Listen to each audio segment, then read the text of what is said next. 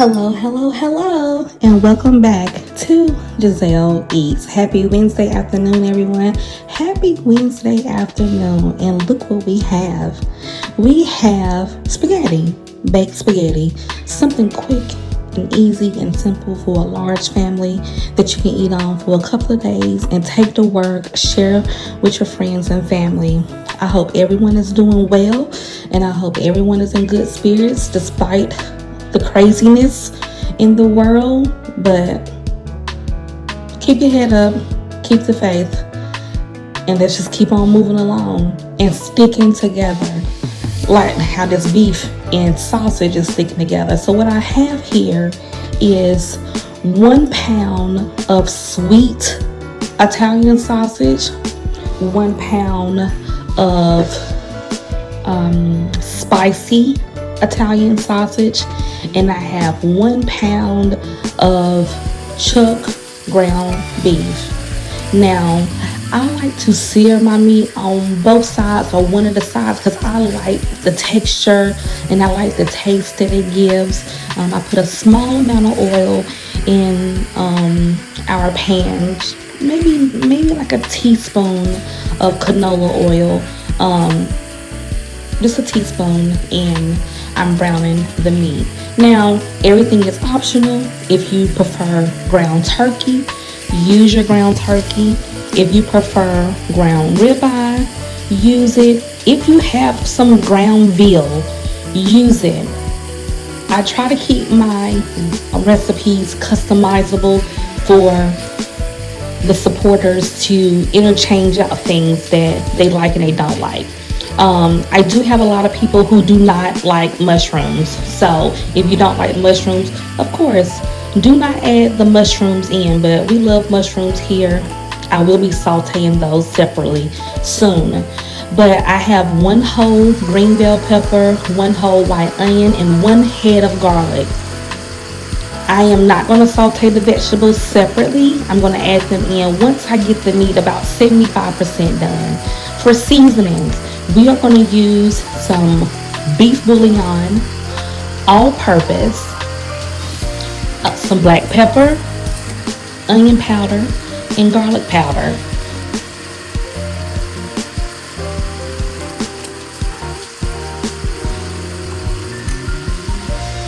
Now, I did add maybe a teaspoon of oregano and a teaspoon of Italian seasoning as well. I'm sorry, I didn't catch that on camera.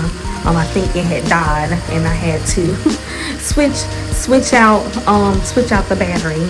But you want to grind it up really, really well. I really like a lot of texture on my meat. I don't like it to be too like ground up. Like, I always say I have teeth, so I can chew. I can chew that meat, but it's chopped up some. We'll chop it up some more. I typically don't want it too ground. I like some lumps and chunks here and there.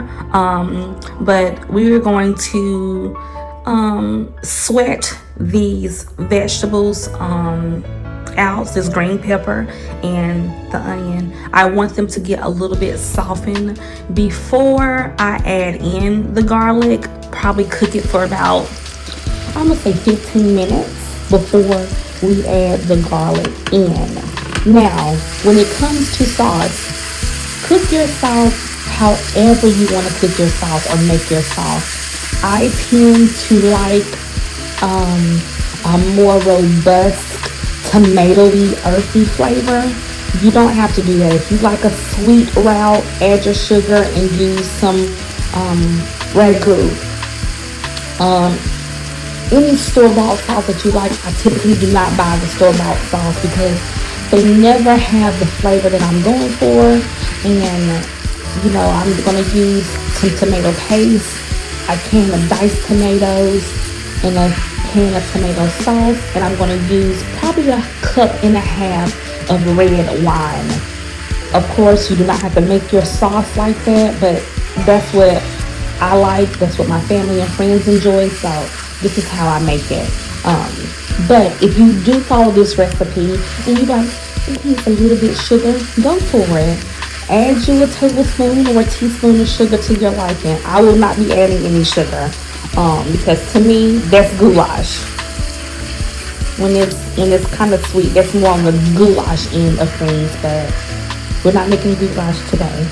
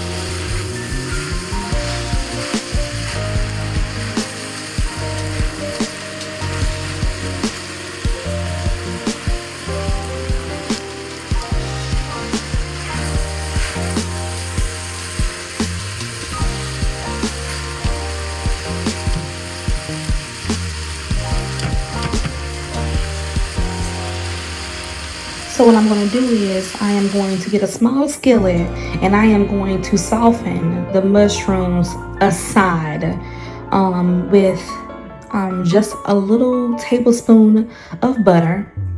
And I'm just going to soften them a little bit. Now, I was thinking about putting a dash of Worcestershire on them just to see how it will alter the flavors. I was kind of curious. I did not do it because, of course, you're cooking and you're conversating with your friends and family, and you just lost the train of thought. So I really wanted to add some Worcestershire just to see what kind of taste or what kind of flavor it would give the spaghetti. If someone gets the opportunity to try it, please leave it down in the comment section on what kind of taste or flavor did it give the spaghetti.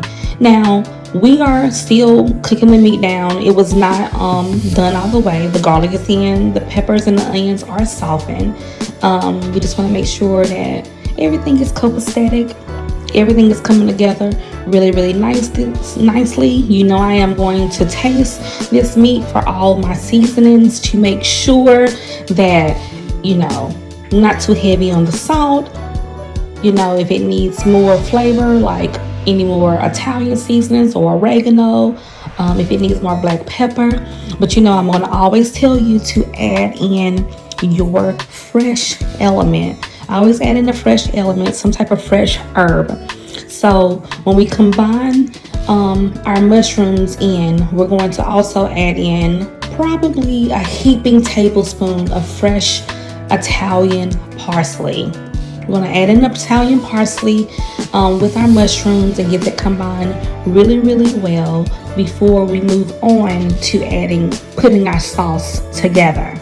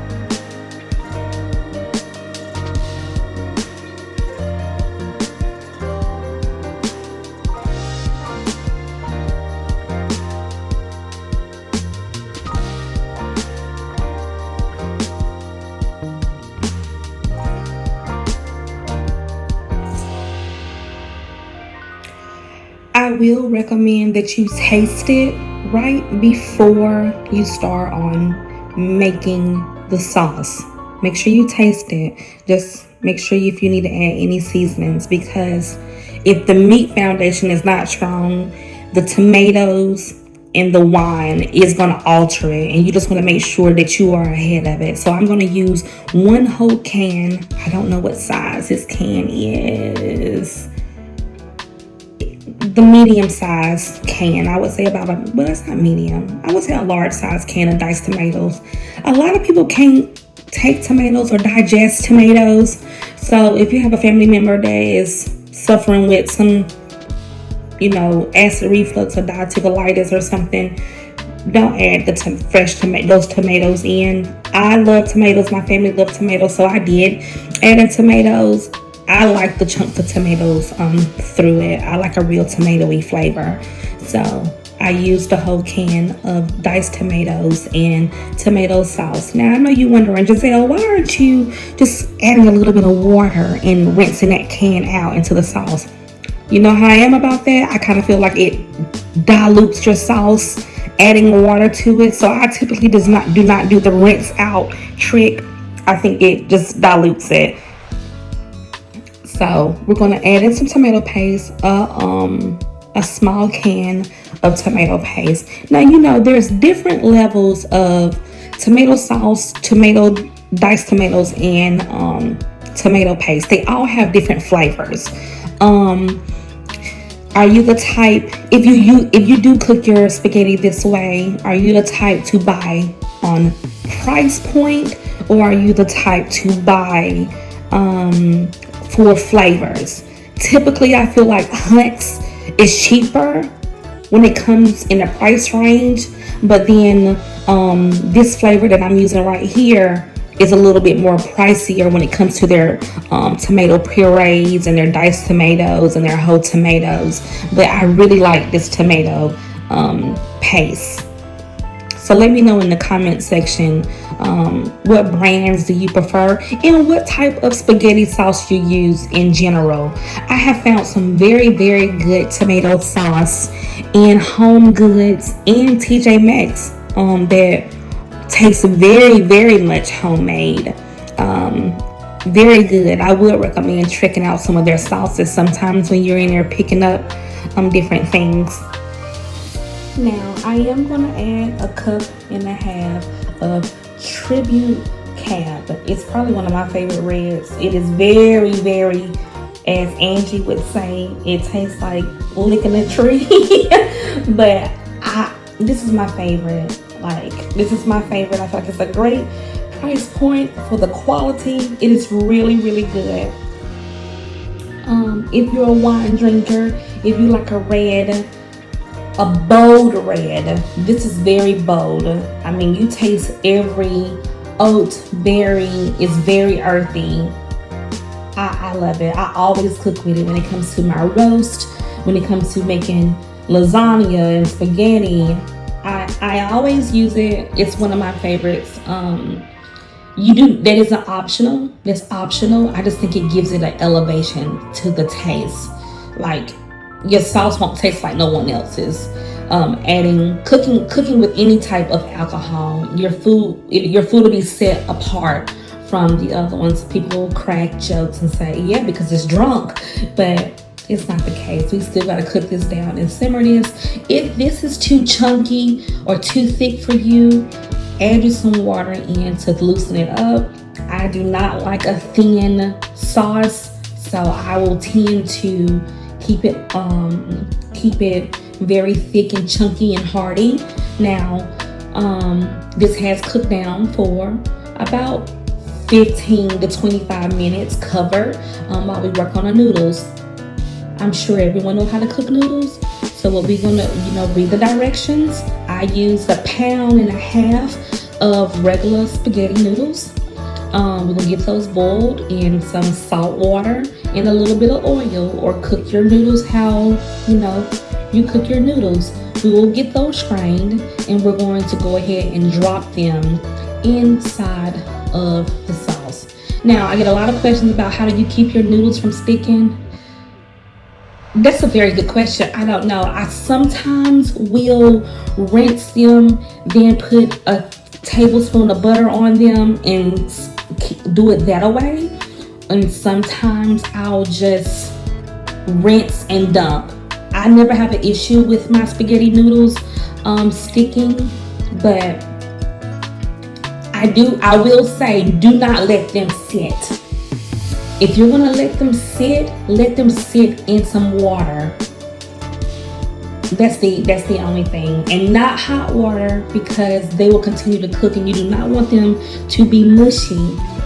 So I would say rinse and add butter, or dump the hot water off, add butter to it, and stir it up a little bit to keep them from sticking. And most restaurants, they tend to boil the noodles right before they come to the table anyway in some really hot water, and then they might let it steep a little bit before they bring it to the table. So that's the only way I know how to keep it from sticking. If you have any suggestions to keep your noodles from sticking, please put it in the comment box. I don't know everything, but I do know what works for me. Now, when it comes to layering your baked spaghetti, once again, do it how you want to. Use what you want to use. I am going to use some large pepperoni. These pepperonis have been sliced from the deli on a 0.5. 0.5 is really, really thin. And I'm going to add in mozzarella, fresh mozzarella. So I'm going to do a layer of spaghetti, then I'm going to do a layer of pepperoni, and then I'm going to do a layer of mozzarella. And after the mozzarella, we'll just repeat the steps, and on top, we'll just add in some shredded cheese. Now, I did not grate the cheese today, but I have found a brand that I like that don't have that powdery finish and have all of those chemicals like the Kraft and the Sargento have. So I am going to use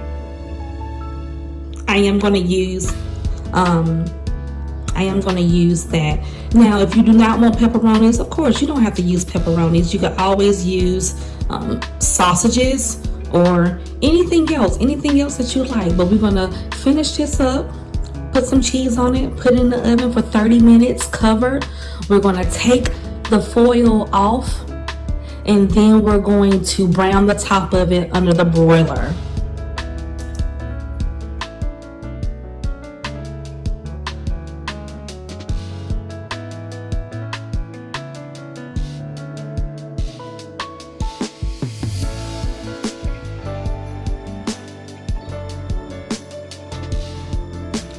And just like that, we have ooey gooey baked spaghetti. Y'all, it smells so delicious. It smells so delicious. I'm gonna fix you a really big plate. Look at that.